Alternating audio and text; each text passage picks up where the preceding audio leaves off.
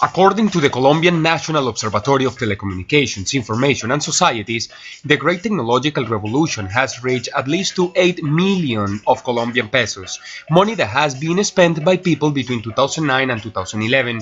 Newest technology, mobile phones, laptops, DVD reproducers, music devices, video games, iPods, iPhones, and among other cases, are the most common technological tools everybody is using today.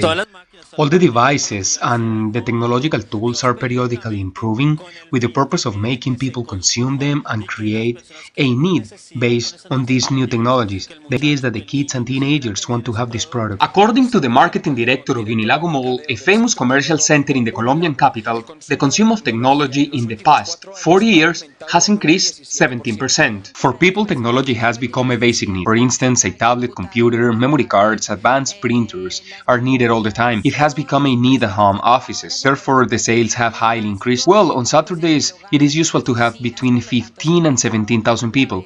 On weekdays, from Monday to Friday, the day that the people come in the most is on Wednesday. Approximately, there are on average around 10 and 13,000 people. Then, it is undeniable that people have established an addiction towards technological tools that has even led to isolation and deterioration of social relations. People can experience the abstinence syndrome, which consists in not having access or usage of these electronic services. It increases heart beating and your hands can sweat. Despite these recommendations, few can't escape from the temptation to be connected. We can play over 6 hours. Yes, no matter if it is day or night. And don't you get tired? No, I play until the battery is gone.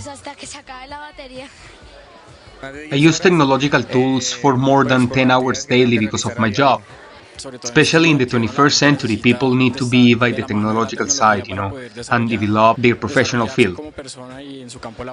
In the period between 2005 and 2010, the use of technology has grown 87% in our country, reason enough to pay attention to the behavioral disorders that are highly arising in the population. Santiago Machado, unisabanaradio.tv.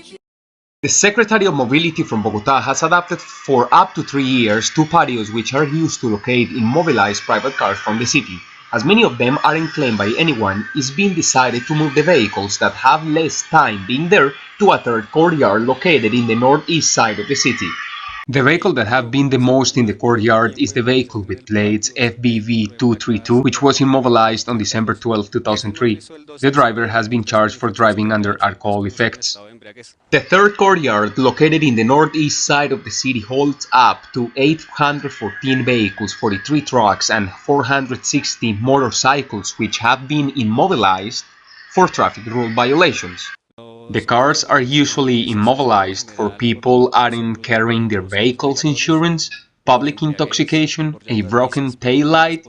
All of these are within what the National Traffic Code establishes. The Secretary of Mobility has no power whatsoever on any of the abandoned trucks, vehicles and motorcycles. They aren't responsible for having them for more than 5 years there, even though they are damaged by the extreme weather. We do an inventory from the outside of the car. What's inside will be returned as well, such as the radio, luxury wheels, and those kind of elements will be given back. If these elements get missing, the Secretary will take care of the monetary value of them. Wind and rain can cause the materials to get highly deteriorated, creating an inorganic, polluted environment. The kind of paint the car was painted with is a main problem. For example, it depends if it is based on lead. These type of materials are quite harmful to the soil and can damage it for a very long and permanent time. Unfortunately, there aren't any state environmental policies to address the risk generated by these vehicles. Estamos también We're also intentando trying to trabajar work with the Secretary of Bogotá and the Ministry of Environment because there are cars that actually have been here for 7, 8, 9 years, so it's become a focus of infection. That's why we are indeed looking for negotiating with the government how we can proceed to destroy them. The Secretary of Mobility and the Environmental Minister are advancing legal proceedings to acquire the permit to destroy 1,298 articulated which they have not been claimed by their respective owners. Santiago Machado, unisabanaradio.tv.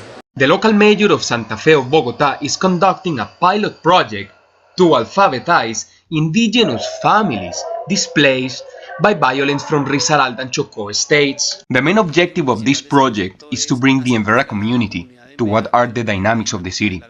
It is not easy for an indigenous community who has seen and suffered this complex problem and reach the city and do not understand the language people are speaking in it, take for granted and copy the different and wrong schemes of life. So we want is that they communicate with the Spanish community and teach them to understand both the social and economic dynamics in a metropolis. Throughout a method called Spanish ABC, women who go in the morning and men who go in the afternoon usually learn by distinguishing images, thus matching and relating them with words and drawings. The main idea is that the Embera community acquire management in Spanish, so they can perform better in achieving something in the city. To achieve that, the Embera attended to the training classes in this last month and a half wasn't easy for the organizers. They had to go and visit them, gain their trust, and give them food to ensure that they weren't going to leave the program. They'll be involved in all the markets that the Productivity Center will offer.